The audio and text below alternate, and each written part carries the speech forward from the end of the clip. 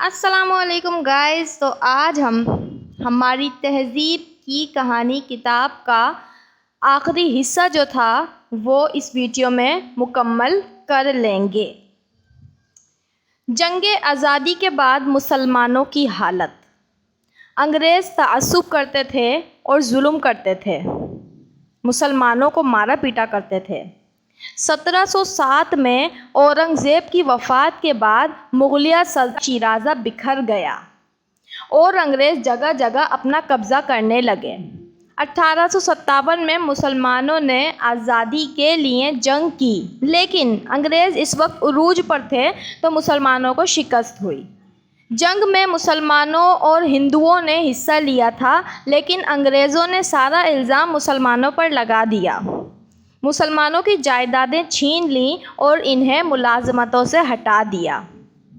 ایک انگریز مصنف نے ظلم کو ایسے بیان کیا کہ انگریز اپنے قیدیوں کو بغیر مقدمہ چلائے وحشیانہ موت مارتے تھے اور سور کی کھال میں سی کر جلا دیتے تھے. سیاسی حالات. جنگ آزادی میں مسلمانوں کو شکست دینے کے بعد آخری مغل تاجدار بہادر شاہ ظفر کو قید کر کے رنگون بھیج دیا اور مسلمانوں سے سارا اقتدار چھین لیا گیا. ہندوؤں کو مسلمانوں کے خلاف استعمال کیا اور ہندوؤں کی حمایت حاصل کر لی. معاشرتی حالات. مسلمان انگریزوں سے نفرت کرنے لگے اور انگریزوں کی ہر حکمت عملی میں مسلمانوں کو کوئی نہ کوئی نقص نظر آنے لگا. مسلمانوں کی خستہ حالی کا ذکر ولیم ہنٹر نے اپنی کتاب میں ایسے کیا ہے کہ گزشتہ 75 برسوں میں بنگال میں مسلمان گھرانے یا تو سطح زمین سے بالکل اٹھ گئے یا پھر ہماری حکومت کے تحت ابھرنے والے نئے معاشرتی سانچے میں سب سے زیر سطح پر جا پڑے. 1852 سے 1865 تک 236 ہندوستانیوں کے وکالت کے اجازت نامے حاصل کیے گئے اور ان میں بس ایک مسلمان تھا. انگریز اشتہارات میں لکھتے تھے کہ مسلمانوں کو درخواست دینے کی ضرورت نہیں ہے. 1769 کو کلکتہ میں دوربین اخبار نے اس مسلم دشمن حکمت عملی پر کڑی تنقید کی. تعلیمی حالت. ولیم ہنٹر نے لکھا کہ مسلمانوں کے پاس انگریزوں سے شکایت کی مناسب وجوہات ہیں. تمام فرقوں سے حاصل کردہ ٹیکس ایک ایسے نظام پر خرچ کرتے ہیں جو صرف ہندوؤں کے لیے مخصوص ہے. ہندو ترقی کر رہے ہیں. معاشی حالت. عدالتوں کی زبان فارسی سے انگریزی کر دی گئی، اسی لیے فارسی دان بے روزگار ہو گئے اور اخلاقی پستی، تعلیم کی کمی، شکست کا احساس اور انگریز ہندوؤں کی انتقامی پالیسی نے مسلمانوں کو بالکل تباہ کر کے رکھ دیا تھا. پھر سر سید احمد خان نے ان کی رہنمائی کا بیڑا اٹھایا، مسلمانوں کو ذلت سے نکالنے کے لیے ہر ممکن کوشش کی. مذہبی، تعلیمی، ادبی اور سیاسی شعبوں میں مسلمانوں کو کامیاب کروایا. حالات زندگی. سر سید احمد خان بمقام دہلی 17 اکتوبر 1817 کو دیندار گھرانے میں پیدا ہوئے. باپ کی وفات کے بعد سنجیدہ ہو گئے اور 17 سال کی عمر میں انگریز ایسٹ انڈیا کمپنی میں ملازمت کی. بہت زیادہ مطالعہ کرنے لگے. آئین اکبری و تاریخ فیروز شاہی کو تصحیح و تحقیق کے ساتھ شائع کیا. 1846 میں اپنی مشہور کتاب آثار الصنادید مکمل کی. اس کتاب میں دہلی کی ممتاز شخصیتوں کا تذکرہ ہے اور تاریخی عمارتوں کا بھی تذکرہ ہے. 1857 کی جنگ آزادی میں مسلمانوں کی شکست نے انہیں بے حد متاثر کیا. کوشش کی کہ انگریزوں اور مسلمانوں میں مفاہمت نکل آئے. جنگ آزادی کے وقت وہ بجنور میں تھے، وہاں سے رسالہ لکھا اسباب بغاوت ہند. اس میں واضح کیا کہ انگریزوں کی بر صغیر کے حالات سے لا علمی اور عوام کا اعتماد حاصل کرنے میں حکومت کی ناکامی جنگ آزادی کا سب سے اہم سبب تھی. ان کا کہنا تھا کہ اگر کوئی ہندوستانی قانون ساز مجلس میں شامل کر لیا جاتا تو خطرہ ٹل سکتا تھا۔ سر سید کی تجویز مان لی گئی اور 1861 کا قانون مجلس ہند انڈین کونسل ایکٹ مرتب ہوا، جس کے تحت عوام کو مجلس سے قانون ساز میں نمائندگی دینے کی پالیسی طے کی گئی۔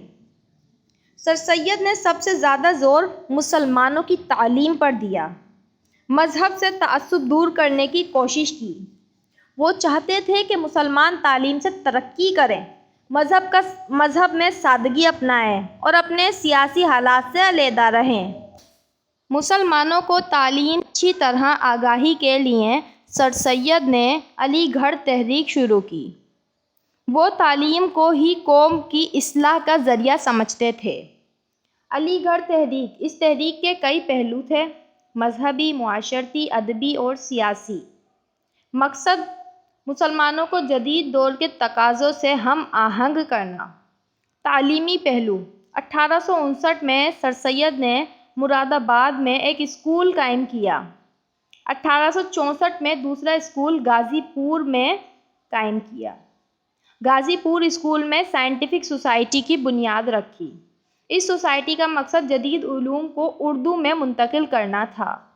پہلے تو ہندو ساتھ چلے، لیکن پھر 1867 میں اردو کے خلاف ہندوؤں نے مہم شروع کر دی۔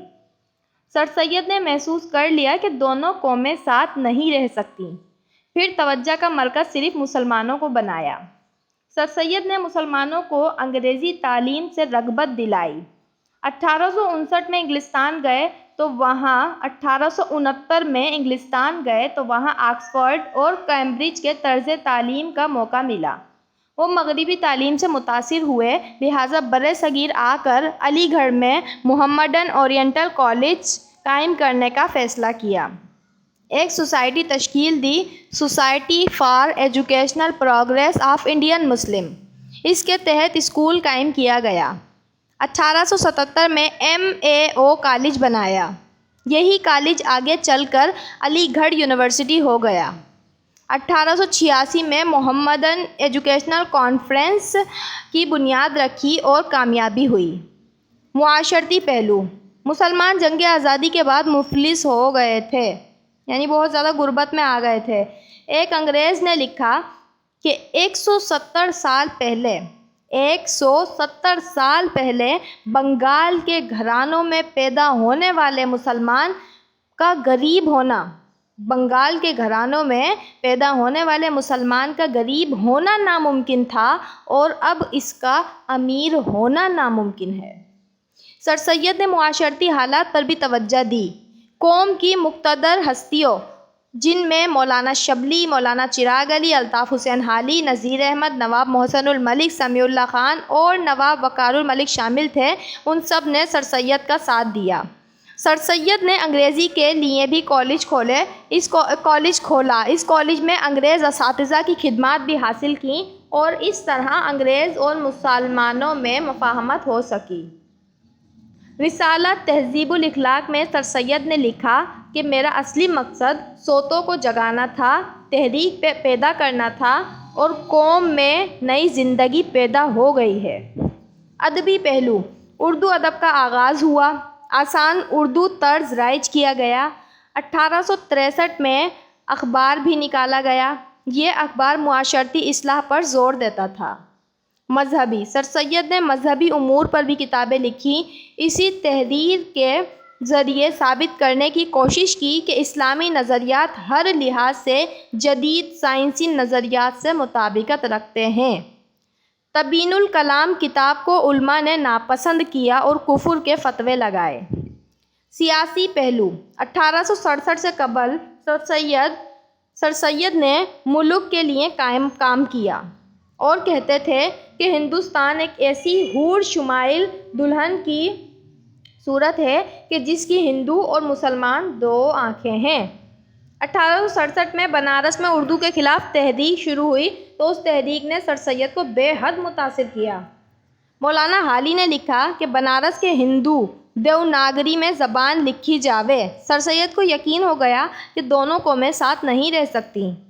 شیکسپیئر، جو کہ کمشنر تھا، سر سید نے جب مسلمانوں کے لیے ان سے گفتگو کی تو شیکسپیئر نے کہا کہ آج پہلی بار میں خاص مسلمانوں کا ذکر آپ سے سن رہا ہوں، ورنہ آپ دونوں قوموں کا ذکر کرتے تھے۔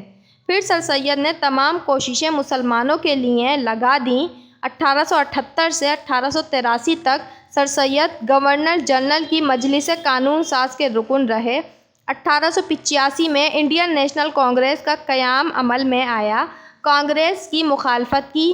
مسلمان اس وقت بھی اقلیت میں تھے۔ 1885 کی کانگریس کے رکن او ہیوم اور طیب جی نے سرتوڑ کوشش کی کہ سر سید کو کانگریس کا حامی بنا لیا جائے۔ سر سید وہ پہلے انسان تھے جنہوں نے مسلمانوں کے لیے قوم کا لفظ استعمال کیا۔ وفات سے پہلے وہ مایوس رہنے لگے تھے۔ پھر 27 مارچ 1898 کو علی گڑھ میں انتقال ہوا۔ آرنلڈ کے مطابق سر سید کی وفات کے وقت ان کے پاس گھر بھی نہ تھا اور تجہیز و تکفین کے لیے بھی گھر سے پیسہ نہ نکلا۔ وہ بہت بہادر، کھڑے، جان باز اور بے خوف انسان تھے۔ اب جانتے ہیں انڈین نیشنل کانگریس۔ انگریز ہندوؤں اور مسلمانوں میں نفرت پیدا کروا کر کامیاب ہو گئے تھے۔ 1878 میں لارڈ ڈلٹن نے دیسی زبانوں کے اخبارات پر پابندی لگائی۔ اس کی مخالفت کی گئی۔ ہندو کبھی بھی بغاوت کر سکتے ہیں کی وجہ سے او ہیوم نے 1883 کو ایک مراسلہ شائع کیا جس میں مطالبہ کیا گیا کہ ہندوستانی عوام کی ذہنی، ثقافتی، سماجی اور سیاسی بیداری کے لیے ایک انجمن تشکیل کریں گے۔ پھر کانگریس عمل میں آیا۔ پھر خوب دعوتیں کی جاتی رہیں۔ تقسیم بنگال۔ لارڈ کرزن 1899 میں وائسرائے مقرر ہوئے۔ مغربی بنگال کی آبادی 7 یا 8 کروڑ تھی۔ صوبے کا دارالسلطنت کلکتہ تھا۔ لارڈ کرزن نے بنگال کو 2 حصوں میں تقسیم کر دیا۔ نیا صوبہ مشرقی بنگال بنا اور اس کا دارالسلطنت ڈھاکہ قرار پایا۔ انگریز لوئڈ فرینر نے نئے صوبے کو ایسے بیان کیا کہ نئے صوبے کا رقبہ 1,06,640 مربع میل پر مشتمل تھا اور آبادی 3 کروڑ میں تھی۔ 3 کروڑ میں سے 1,80 لاکھ مسلمان اور باقی ہندو تھے۔ مسلمان اکثریت میں تھے تو ہندوؤں کو ڈر ہوا کہ کہیں مسلمان ترقی نہ کر لیں۔ انہوں نے بنگال کی تقسیم کے خلاف تحریک شروع کر دی۔ ہندوؤں نے نعرے لگائے اور کہا کہ بنگالی نسل کا اتحاد تباہ کر دیا گیا، بنگالی زبان کا مستقبل خطرے میں ہے، بنگال کی سیاسی قوت ختم ہو رہی ہے۔ یہ محض نعرے تھے، ان میں کوئی صداقت نہیں تھی۔ وہ بس مسلمانوں کو غلام بنا کر ہی رکھنا چاہتے تھے۔ سودیشی تحریک۔ ہندوؤں نے سودیشی تحریک شروع کی اور انگلستان کے مال کا بائیکاٹ کیا۔ تحریک نے زور پکڑا اور پھر ان دکانوں پر پہرے بٹھا دیے گئے جہاں پر انگلستان کا مال فروخت ہو رہا تھا۔ پھر ہندوؤں نے مسلمانوں کو اپنے ساتھ ملانے کی کوشش کی۔ 1908 میں ہندوؤں کی تحریک نے زور پکڑا اور ہندوؤں نے دہشت پسندی کا مظاہرہ کیا۔ قتل، سازش اور بدامنی پھیل گئی۔ 1910 کو یہ ختم ہوا۔ 1911 میں شاہ جارج پنجم تاجپوشی نے اعلان کیا کہ تاج برطانیہ نے تقسیم بنگال منسوخ کر دی ہے اور مشرقی بنگال کا صوبہ حسب دستور کلکتہ کے ماتحت کر دیا گیا ہے۔ انگریزوں کی اس دغا بازی سے مسلمانوں کو بے حد صدمہ پہنچا۔ All India Muslim League. Indian Councils Act کا طریقہ مسلمانوں کے لیے فائدہ مند ثابت نہ ہوا۔ 1892 سے 1906 تک کونسل کے لیے ایک بھی مسلمان منتخب نہ ہوا۔ وفد شملہ۔ 1906 میں آئینی رد و بدل کے وقت مسلمانوں کا وفد ملا جو سر آغا خاں کی قیادت میں تھا۔ وفد میں مسلمانوں کے لیے جداگانہ انتخاب کا مطالبہ کیا گیا۔ مخصوص نشستوں پر صرف مسلمان کو انتخاب لڑنے کا حق ہو۔ مجلس قانون ساز میں انہیں مقررہ تعداد سے زیادہ نمائندگی دی جائے۔ لارڈ منٹو نے اتفاق کیا۔ قیام مسلم لیگ۔ ہندوؤں نے تقسیم بنگال تحریک کو سخت کر دیا اور ظلم بڑھا دیے۔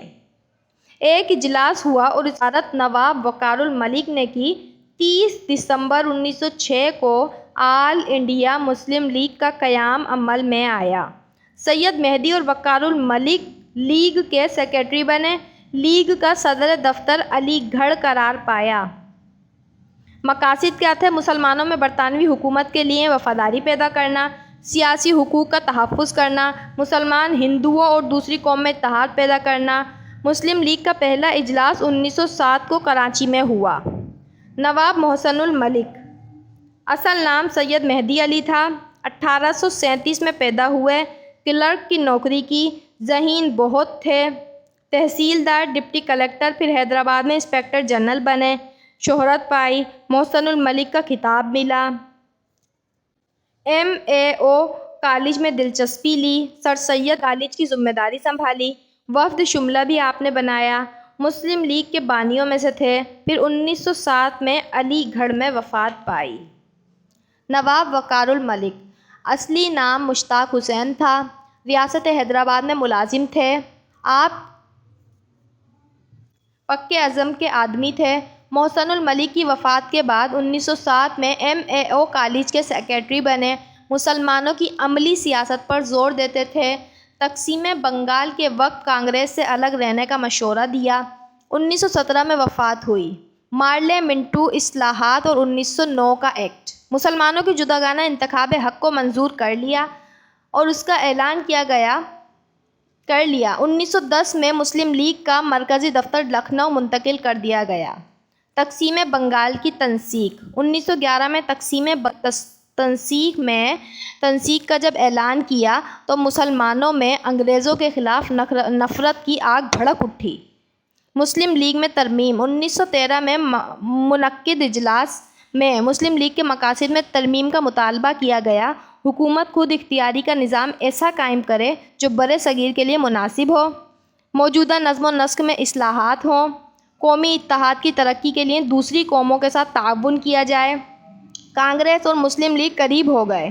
پھر محمد علی جناح کانگریس میں شامل تھے۔ اس دوران مساک لکھنؤ 1916 قائد اعظم کی کوشش سے 1916 میں مسلم لیگ اور کانگریس اجلاس بیک وقت لکھنؤ میں ہوئے۔ ہندو مسلم اختلافات کو دور کرنے کی اسکیم بنائی گئی۔ یہ مساک لکھنؤ کہلائی۔ اہم دفعات یہ تھے کہ مسلمانوں کے لیے جداگانہ انتخاب کا طریقہ ہو، پنجاب میں مسلمانوں کو نصف اور بنگال میں 40% نشستیں دی جائیں، مسلمانوں کی اقلیت ان کی نمائندگی تناسب سے دگنی کر دی جائے، مرکزی مجلس قانون ساز میں مسلمانوں کے لیے 1/3 نشستیں مخصوص کی جائیں، اگر قانون ساز اسمبلی میں کسی قوم کے 3/4 ارکان کسی مسودہ قانون کی مخالفت کریں تو اس پر غور نہ کیا جائے۔ پھر دونوں جماعتیں مل کر اصلاحات کرنے لگیں۔ 2 عملی حکومت، صوبوں میں 2 حصے رائج ہوئے، امور منتقلہ اور امور محفوظہ۔ امور منتقلہ کے محکمے وزیروں کو دیے گئے، جن میں تعلیم، صحت، زراعت، صنعت، حرفت، تجارت، تعمیرات عامہ سب شامل تھے۔ امور محفوظہ کے محکمے گورنر کو دیے گئے، جن میں مال، آبپاشی، عدالت، پولیس وغیرہ شامل تھے۔ تحریک خلافت، جنگ عظیم اول کے وقت ترکی جرمنی کے ساتھ ہو گیا۔ ترکی عالم اسلام کے سیاسی وقار کا نشان تھا، تو ترکی کا شیرازہ بکھرنا مسلمانوں کے لیے ناقابل برداشت تھا، تو حکومت نے اسلامی اخباروں پر پابندی لگا دی۔ ترکی کی بھرپور مدد کی گئی۔ انجمن ہلال احمر ایک انجمن قائم کی گئی۔ برطانوی اشیاء کا بائیکاٹ کیا گیا۔ تحریک خلافت کے رہنما محمد علی جوہر تھے۔ انہوں نے مسلمانوں کے احساس غیرت کو للکارا۔ جوہر کے بڑے بھائی شوکت علی اپنی خدمات کی وجہ سے بابا خلافت کہلائے۔ 1919 کے اواخر میں امرتسر کے مقام پر ایک کمیٹی خلافت کمیٹی مسلم لیگ بنی۔ مسلم لیگ اور کانگریس کا اجلاس ہوا۔ تحریک خلافت گاندھی کے زیر قیادت ہوئی۔ مسلمان غصے میں تو تھے ہی، انہوں نے خلافت کے لیے دل و جان لگا دیے۔ ہزاروں کی تعداد میں مسلمانوں نے استعفے دے دیے۔ 18,000 مسلمانوں نے افغانستان ہجرت کی، لیکن UP کے ایک مقام پر عوام نے تھانے اور چند پولیس والوں کو زندہ جلا دیا۔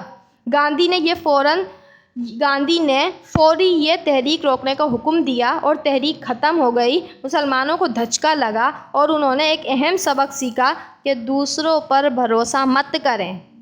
1924 میں مصطفیٰ کمال پاشا نے ترکی سے خلافت کا خاتمہ کر دیا اور یہ مسئلہ ختم ہو گیا۔ مولانا محمد علی جوہر 1878 کو رامپور کے خوشحال گھرانے میں پیدا ہوئے۔ علی گڑھ میں تعلیم حاصل کی، اعلیٰ تعلیم آکسفورڈ میں حاصل کی، ملازمت کی۔ 1910 میں صحافت کا رخ کیا۔ 1911 میں انگریزی پرچہ اردو پرچے میں کیا۔ جنگ عظیم اول میں آپ کو نظر بند کر دیا گیا اور 1919 میں رہا ہو کر آئے تو تحریک خلافت کو منظم کیا۔ 1920 میں خلافت ترکی کے مسئلے کو لے کر انگلستان گئے لیکن کامیابی نہ ہوئی۔ پہلے کانگریس کے حامی تھے۔ کانگریس کے مسلم دشمن رویے نے آپ کو کانگریس سے علیحدہ کر دیا۔ گول میز کانفرنس کے دوران آپ علیل تھے، بہت زیادہ بیمار تھے۔ کرسی پر بیٹھ کر تقریر کرتے ہوئے فرمایا، لارڈ ریڈنگ نے مجھے اور میرے بھائی کو جیل بھیجا۔ میں ان سے بغض نہیں رکھتا، لیکن ہاں، اگر لارڈ ریڈنگ نے ہندوستان میں کوئی غلطی کی تو میں انہیں جیل بھجوانا چاہوں گا۔ آپ ہندوستان میں مجھے آزادی نہیں دے سکتے۔ آپ نے فرمایا کہ مجھے آزادی نہیں دے سکتے تو مجھے ایک قبر دے دو۔ پھر 6 ماہ بعد آپ کا انتقال ہو گیا۔ شدھی اور سنگھٹن۔ آریہ سماجی فرقے بت پرست شردھانند نے شدھی نام کی تحریک چلائی اور مقصد یہ تھا کہ جو ہندو مسلمان ہو گئے ہیں انہیں دوبارہ ہندو بنایا جائے۔ سنگھٹن تحریک تھی جس میں ہندوؤں کی فوجی تربیت کر کے مسلمانوں کے خلاف کھڑا کرنا تھا۔ ہندوؤں نے بہت سے فرقہ وارانہ فسادات کرائے اور مسلمانوں کو شہید کیا۔ مسلمانوں میں علیحدگی کا رجحان زیادہ سے زیادہ ہوتا گیا۔ Simon commission. یہ کمیشن کی صدارت سر جان سائمن نے کی، اس لیے سائمن کمیشن نام رکھا گیا۔ 6 اراکین پر مشتمل کمیشن تھا۔ اس کمیشن میں ہندو مسلم صغیر کا نمائندہ کوئی نہیں تھا، تو ہندو اور مسلمانوں نے بائیکاٹ کیا اور سائمن گو بیک کے نعرے لگائے۔ نہرو رپورٹ۔ 1928 میں پنڈت موتی لال نہرو کی صدارت میں کمیٹی قائم کی گئی۔ اس کمیٹی کی رپورٹ کو نہرو رپورٹ کہا جاتا ہے۔ نہرو رپورٹ میں تحریک جداگانہ انتخاب کو ختم کر کے مسلم اکثریت والے صوبوں میں مسلمانوں کو کم نشستیں دینے کی سفارشات شامل تھیں۔ بر صغیر کے مسلمان اس کے خلاف تھے۔ مسلمان اتحاد کر کے بیٹھ گئے اور اس رپورٹ کے خلاف تحریک شروع کی۔ محمد علی جناح نے مارچ 1929 میں آل انڈیا مسلم لیگ کی ایک میٹنگ میں نہرو رپورٹ کو مسترد کر دیا اور 14 نکات پیش کیے۔ 14 نکات: ہندوستان کا آئندہ آئین وفاقی طرز کا ہو اور بقیہ اختیارات صوبوں کے پاس ہوں۔ نمبر 2، تمام صوبوں کو خود مختاری ہو۔ اقلیت کو صوبے میں مناسب نمائندگی دی جائے گی۔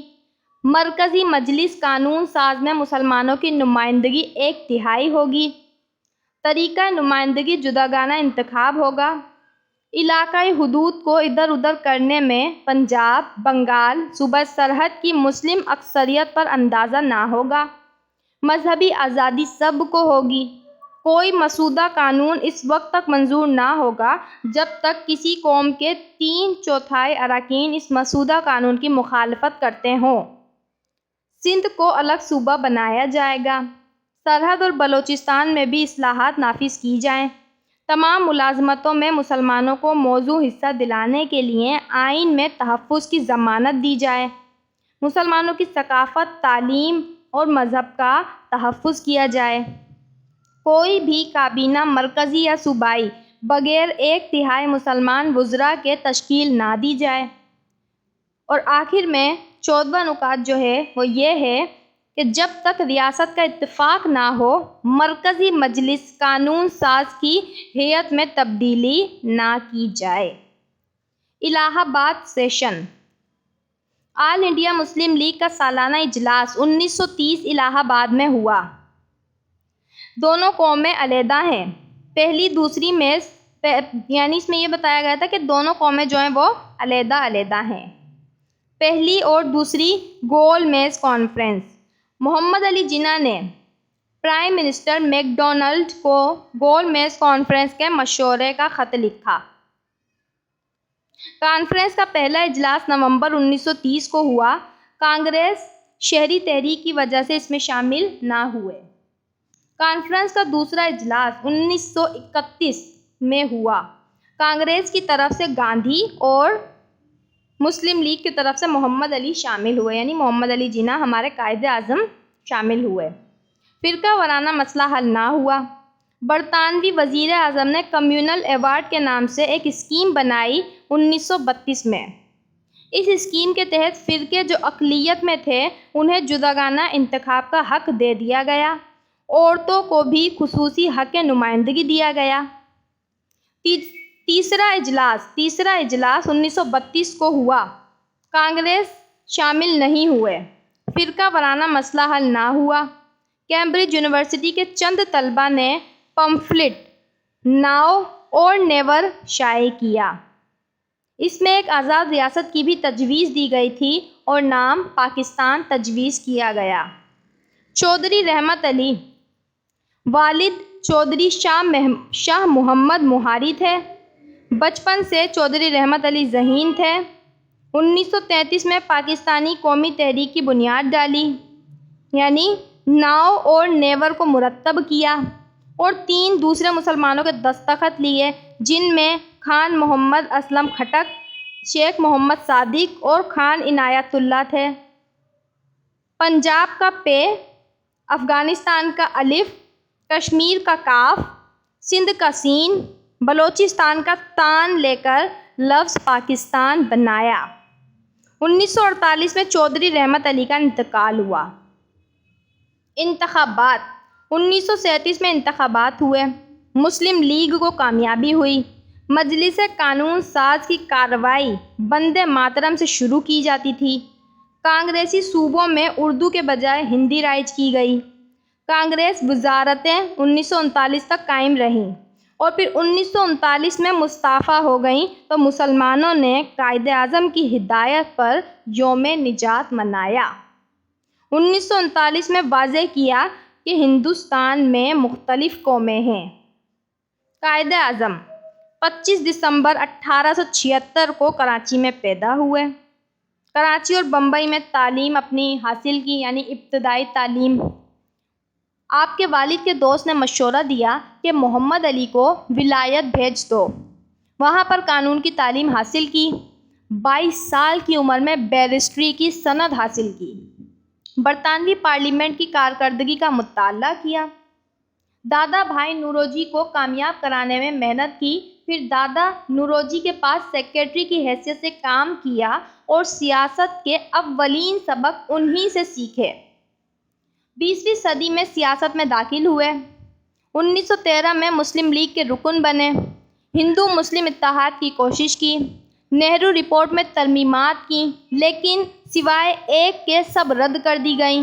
نہرو نے اعلان کیا کہ ہندوستان میں 2 جماعتیں ہیں، کانگریس اور انگریز۔ مسٹر جناح نے کہا، او بھائی تیسری جماعت 10 کروڑ مسلمانوں کی بھی ہے اور کانگریس مسلمانوں کی نمائندہ جماعت نہیں ہے۔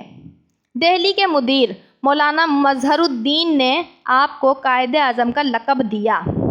کانگریس سے علیحدہ ہو گئے۔ علامہ اقبال نے کہا، ہندوستان میں قائد اعظم سے مسلمانوں کو بہت توقع ہے۔ 22 مارچ کو اجلاس میں کہا کہ مسلمان اقلیت میں نہیں ہیں، وہ ہر اعتبار سے ایک قوم ہیں۔ 23 مارچ 1940 کو قرارداد منظور ہوئی۔ 1942 مسٹر کرپس کو گفتگو کے لیے بھیجا، تجاویز پیش کی گئیں، صوبوں کے لیے خود مختاری کا حق تسلیم کر لیا گیا۔ کرپس مشن ناکامیاب ہوا۔ کانگریس نے انگریزوں کے خلاف بغاوت کر کے تحریک چلائی۔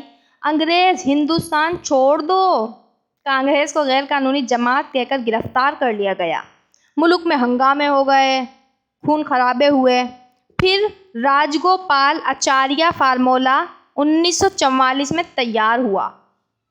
جب گاندھی جیل سے آئے تو جناح سے تقسیم کے مسئلے پر بات کی، لیکن نا اتفاق رہے، کیونکہ گاندھی کا خیال تھا کہ ہندوستان ایک ہے اور قابل تقسیم نہیں ہے۔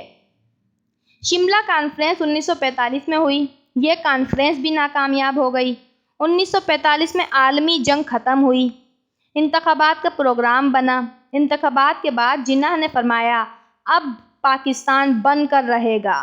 10 کروڑ مسلمانوں کی طاقت نے دنیا کو بتا دیا کہ ان کی طاقت کو کوئی نہیں ٹھکرا سکتا۔ فروری 1946 کو پھر سے مطالبہ پاکستان کی توثیق کی۔ وزارتی مشن نے پاکستان اسکیم کو ناقابل عمل قرار دے دیا۔ تجاویز دی گئیں۔ 1946 کو مسلم لیگ نے تجاویز قبول کیں۔ قرارداد مسلم لیگ 1946 ہوئی۔ اس قرارداد کی اہمیت اس لیے زیادہ ہے کہ یہی تقسیم ہند کی بنیاد بنی۔ اس قرارداد کا متن یہ تھا کہ بر صغیر میں بسنے والے 10 کروڑ مسلمانوں کا ایک ایمان اور عقیدہ ہے۔ اس کے برخلاف ہندو دھرم ہے اور فلسفہ حیات جو ہزاروں سال سے ذات پات کی تفریق کی بنیاد پر ایک نظام قائم کیے ہوئے ہے۔ دونوں مذہب ایک دوسرے کی ضد ہیں۔ ہندوؤں کے ہاتھوں مسلمان نہ خود محفوظ ہیں اور نہ ان کے حقوق، لہٰذا مسلمان ایک آزاد ریاست کا فیصلہ کر چکے ہیں۔ یہ جو ہے نا وہ متن دیا گیا تھا قرارداد مسلم لیگ میں۔ اچھا جی، پھر فارمولہ بنایا گیا۔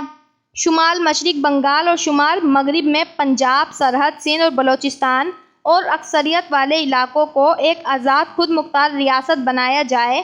بغیر تاخیر کے پاکستان تشکیل دیا جائے۔ دونوں قوموں کے علیحدہ دستور ساز ادارے بنائے جائیں۔ اقلیتوں کا تحفظ کیا جائے۔ مسلمان اپنی بقا اور تحفظ کے لیے مقابلہ کریں گے۔ دستور ساز اسمبلی۔ پہلا اجلاس دہلی میں 9 دسمبر 1946 کو ہوا۔ برطانوی وزیر اعظم لارڈ ڈائلی نے اعلان کیا کہ جون 1948 سے پہلے انگریز ہندوستان چھوڑ دیں گے۔ مارچ 1947 کو لارڈ ماؤنٹ بیٹن ہندوستان کے گورنر جنرل مقرر ہوئے۔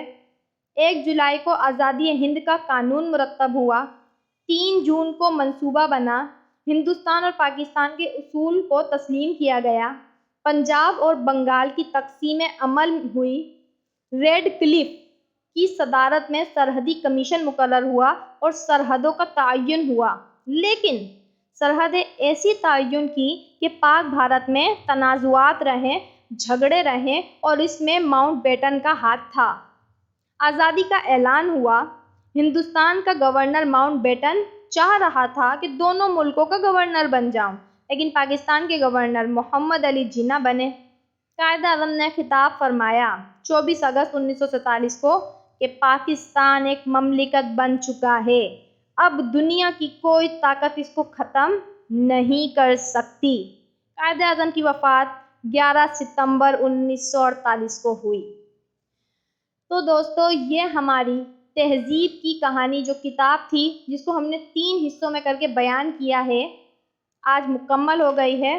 انشاءاللہ جب ہم ہماری نئی کتاب اسٹارٹ کریں گے اور اس کے جب نوٹس بنیں گے، وہ بھی ہم آپ سے ضرور شیئر کریں گے۔ Thank you so much. Remember me in your prayers.